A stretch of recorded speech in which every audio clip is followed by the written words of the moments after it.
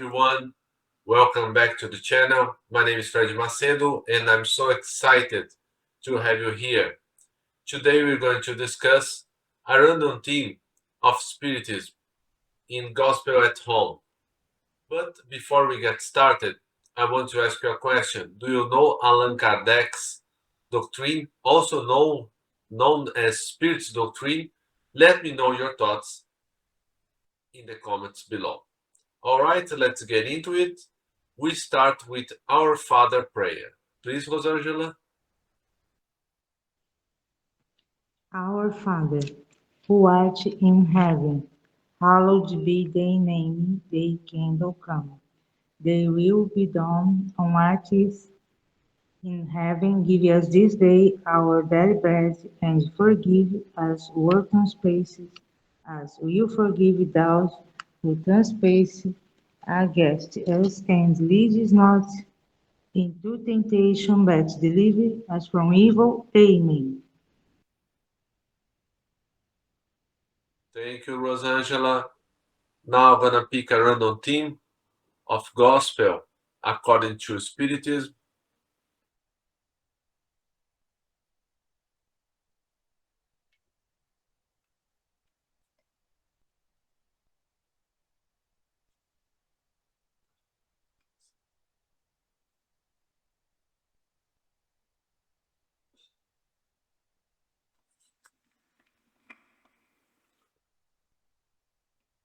Page 209. Love your enemies. Render good for evil. You have learned that I was said, you shall love your neighbor and hate your enemies. But I say to you, love your enemies, do good to those who hate you, and pray for those who persecute and malign you, so that you may be children of your Father who is in heaven, who makes the sun to rise on the good and the bad, and the rain to fall on just and the unjust. For if you love only those who love you, what reward will you receive from it?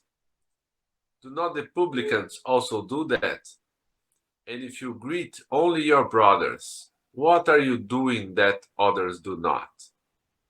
Do not the publicans do the same? I say to you that if your justice is not more abundant that than that of the scribes and the Pharisees, you will not enter the kingdom of heaven. If you love only those who love you, what reward will you have? Since even sinners also love those who love them. And if you do good only to those who do good to you, what reward will you have? Since even sinners do the same thing. And if you lend only to those who can expect the same favor, what reward will you have? Since even sinners lend to each other in order to receive the same advantage.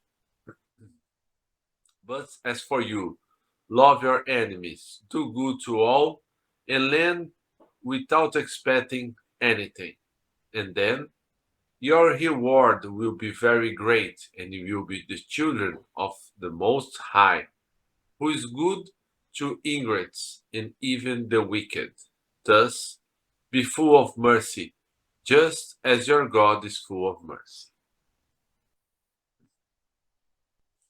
If you love towards one's neighbor, is the principle of charity. Loving one's enemy is the sublime application, for such a virtue is one of the greatest victories attainable over selfishness and pride. However, there is usually a misunderstanding as to the meaning of the word love in the context. Jesus did not mean by this word that one must have for one's enemy the tenderness that one would have for a brother, sister, or friend. Love presupposes trust, and we could not trust someone who we know means us harm. We could not have the same effusion of friendship with such a person, knowing that he or she is capable of abusing it. Among peoples who distrust one another, the bonds of affinity cannot be the same as those that exist among those who are in communion of thoughts. Finally, one cannot feel the same pleasure upon meeting an enemy that one feels upon meeting a friend.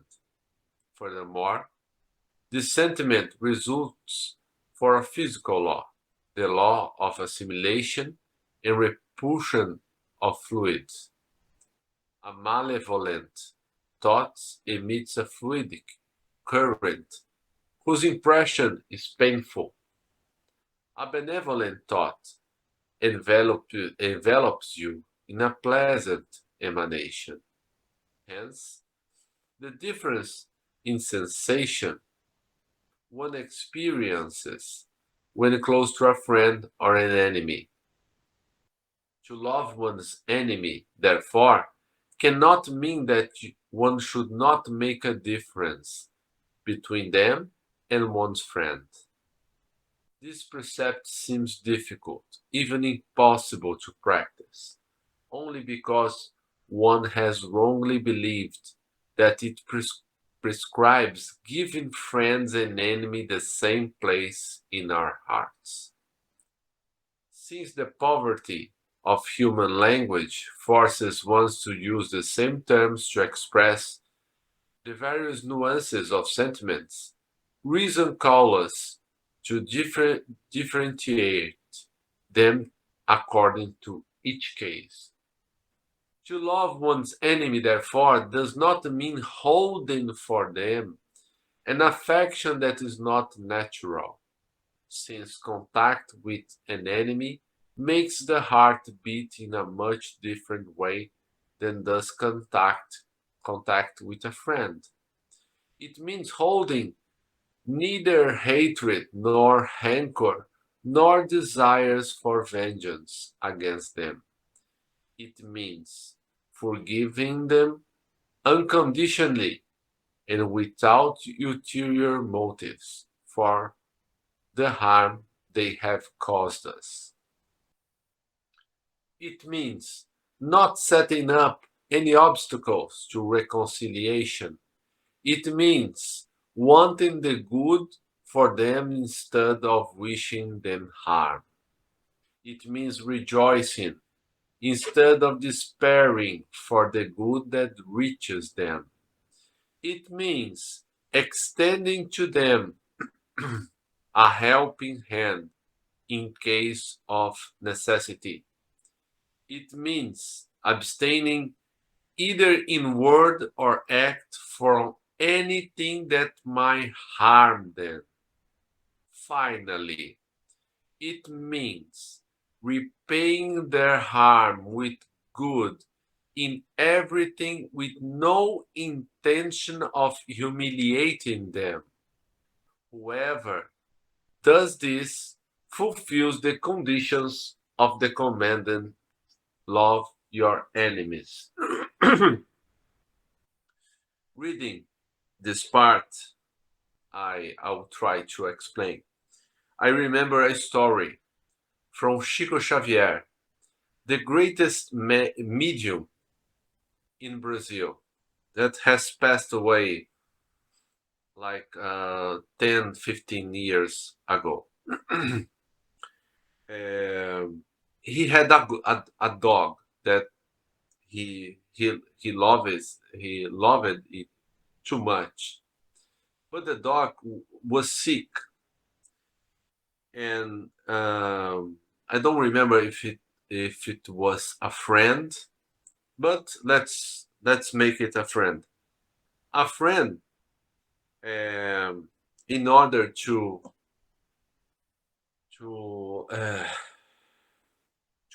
doesn't see Chico suffering and the dog suffering from its illness, sacrifice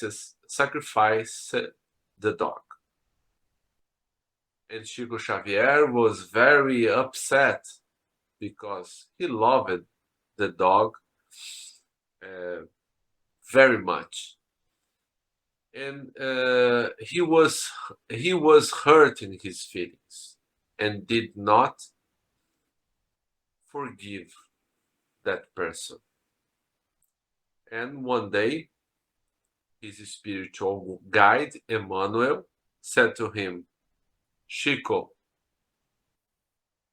this feeling you are keeping inside of you, it's harming the work you do as medium. There is a black cloud of vibrations, of energy surrounding you, surrounding you. You must get rid of these bad feelings. And Chico kind of said, asked to Emmanuel, but what should I do? What? How can I?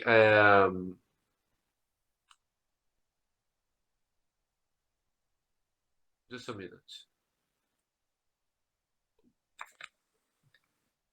How can I make this right? And Emmanuel said to him, discover what this person desires the most. Buy this and give it to him or her. And Chico discovered that this person would like very much a sewing machine that was very expensive.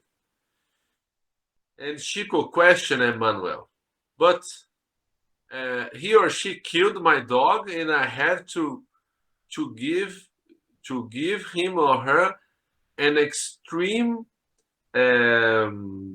expensive gift. And Emmanuel answered to him, yes, that's right. But Emmanuel, this is not fair. Chico, I don't care. This is not my lesson. It's the master's lesson. It's Jesus' lesson. So, Chico bought a sewing machine in installments, a lot of installments, and give to the person. The person was so happy about it that a beam of sentiment and good energy came from his or her heart and wiped out the completely that black cloud of bad energy that surrounded Chico. So this is a story that was true remind us that we are here on earth not for long years. Our passage here is very brief. So we have to make efforts to do good for those who offended us. And it is very difficult to do that.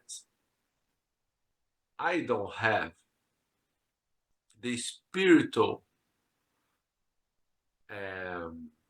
level of Chico Xavier to do the thing that he did to his enemy.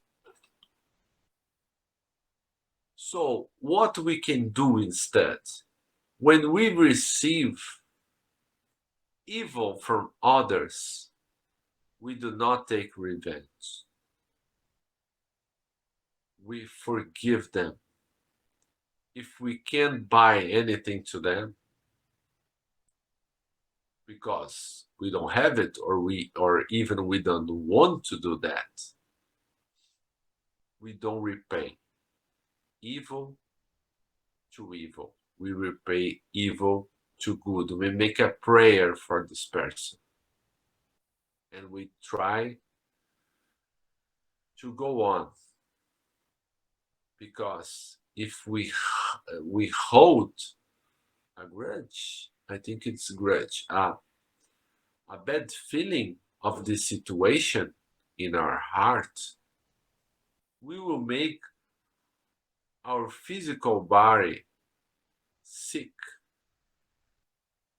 We know that uh, cancer and other diseases come from bad feelings that we keep inside ourselves. So, forgive is also an act of health. Now, we're gonna make it's not our prayer, we say vibrations, but I don't know if in English has this meaning. It's like we are praying for others. So we thank Jesus for this opportunity, for our life, for our family, for all the obstacles that are put in our way, that make ourselves exercise our intelligence, our wisdom. And we ask Jesus to embrace, to hold dear all the ones that are suffering, the spiritual beings that are us in the afterlife, and the other people that are living like us, that are suffering, that are involved in depression, are thinking about suicide. We ask Jesus to embrace them, to make them see that life is worthwhile. And this life is just a second in the eternity. So, I thank you all for participating. And I'm gonna ask Rosangela to make our final prayer. Thank you all. We thank the good spirits who have come to communicate with us and ask them to help us put into practice the instruction they have given us. We also hope they will ensure that each unfold as at the end of the session is fortified in the practice of good and love for our neighbor. We also wish these lessons may be useful for the suffering, ignorance, or vicious spirits who were able to attend this meeting and for whom we implore the mercy of God.